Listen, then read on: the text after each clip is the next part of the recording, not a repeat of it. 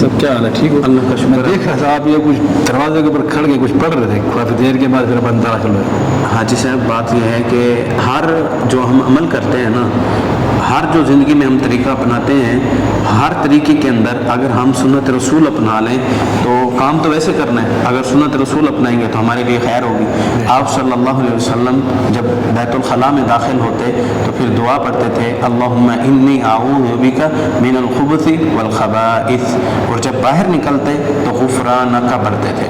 तो ये दुआएं मैंने पढ़ी हैं अंदर जाते हुए और बाहर निकलते हुए, तो ये दुआ पढ़ी है जो अल्लाह के रसूल सल्लल्लाहु अलैहि वसल्लम ने हमें बताई है।